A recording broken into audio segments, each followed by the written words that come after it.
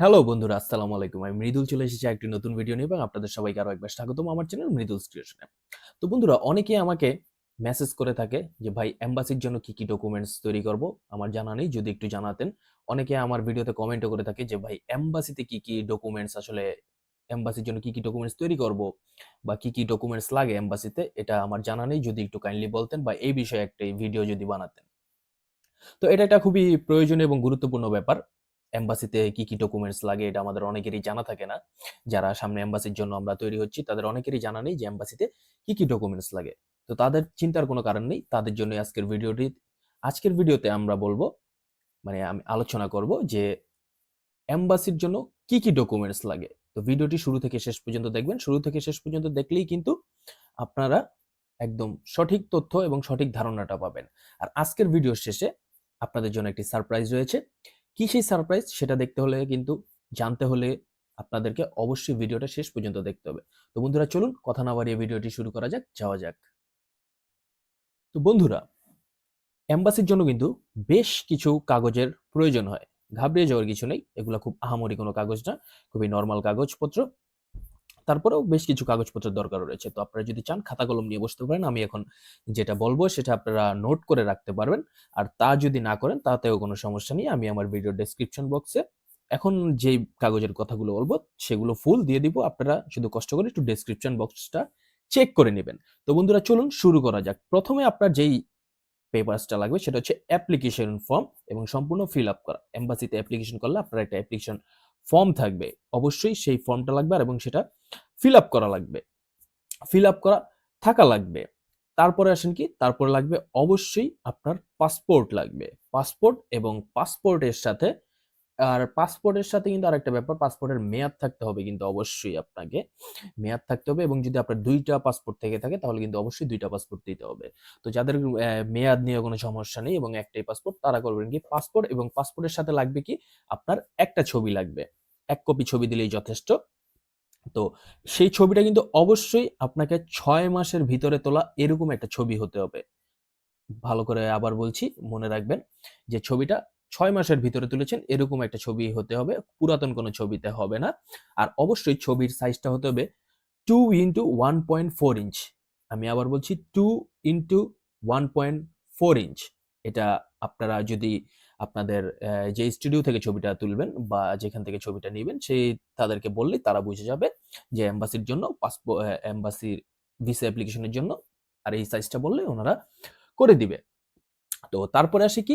COE. অবশ্যই আপনি যখন এমবাসিতে যাবেন, এমবাসিতে কখন যায়? যখন আপনি সিওই পেয়ে গিয়েছেন। তার মানে তাহলেই তো আপনি এমবাসিতে যাবেন। তো অবশ্যই আপনাকে কিন্তু সিওই যে পেপারসটা রয়েছে, সেই পেপারসটা আপনাকে দিতে হবে। আর আমি আরেকটা কথা বলি, এমবাসিতে যত ডকুমেন্টস দিবেন, সবগুলো কিন্তু আপনারা কালার প্রিন্ট দিবেন। আপনাদের অরিজিনাল কপি দেওয়ার কোনো প্রয়োজন নেই। এমবাসির রিকোয়ারমেন্টে অরিজিনাল ডকুমেন্টস লাগে না। কালার প্রিন্ট দিলেই হবে। জাস্ট ২-৩ টা জিনিসের অরিজিনাল লাগে। কারণ কি?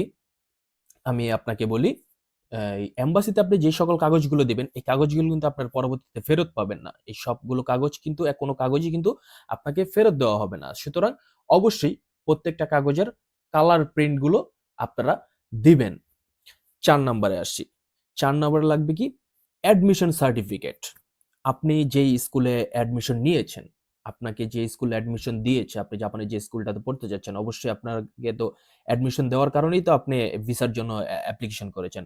তো অবশ্যই সেই স্কুল থেকে একটা অ্যাডমিশন সার্টিফিকেট আপনাকে দেওয়া হবে। আর সেই অ্যাডমিশন সার্টিফিকেটটাও কিন্তু আপনাকে অবশ্যই সেই কাগজপত্রের সাথে দিতে হবে।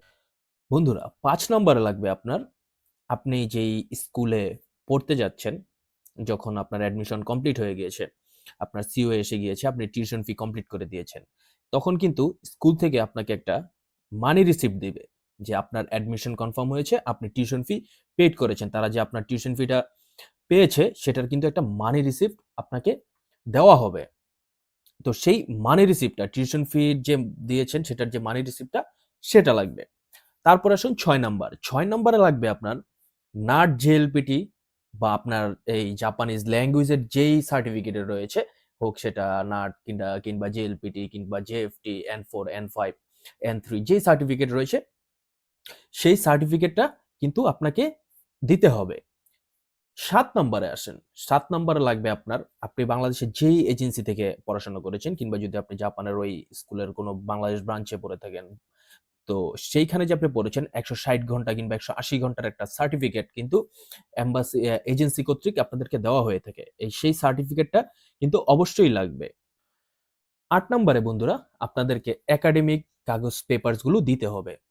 তো একাডেমিক্স পেপার গুলো কি, কি? একাডেমিক পেপারের ভিতরে আপনাকে শুধুমাত্র আপনার এসএসসি এবং এইচএসসি, আমি আবার বলছি এসএসসি এবং এইচএসসির মার্কশিট এবং রেজিস্ট্রেশন কার্ড। আপনারা কিন্তু ভালো মতো মনে রাখবেন, অবশ্যই কিন্তু আপনাদেরকে রেজিস্ট্রেশন কার্ডটা দিতে হবে। তো এই রেজিস্ট্রেশন কার্ডটা কিন্তু একটা ঝামেলার ব্যাপার, এটা অনেকের কাছেই থাকে না, আমার নিজের কাছেই ছিল না।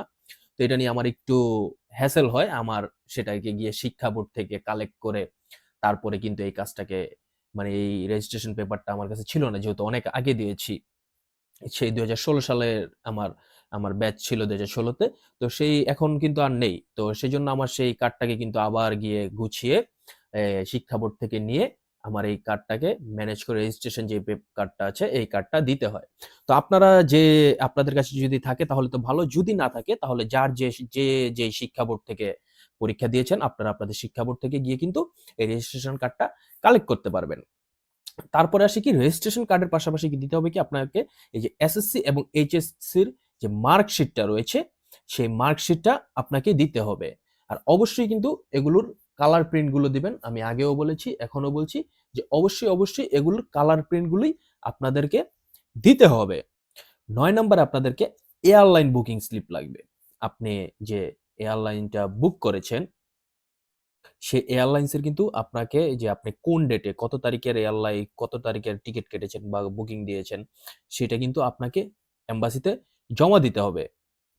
তারপর আসেন ১০ নাম্বার। ১০ নাম্বারে হচ্ছে গিয়ে আপনাদের লাগবে আপনার যে স্পন্সর হবে, আপনার যে ফাইন্যান্সিয়াল সাপোর্টার হবে, সেই স্পন্সরের শেষ ৬ মাসের ব্যাংক স্টেটমেন্ট দিতে হবে। আমি আবার বলছি, আপনার যে স্পন্সর হবে তার শেষ ৬ মাসের ব্যাংক স্টেটমেন্ট দিতে হবে। ১১ নম্বরে আপনাদেরকে ইনকাম ট্যাক্স সার্টিফিকেট দিতে হবে এবং অবশ্যই শেষ ৩ বছরের পেইড করা, মানে অর্থ প্রদান করা হয়ে গিয়েছে এরকম ইনকাম ট্যাক্সের সার্টিফিকেট দিতে হবে।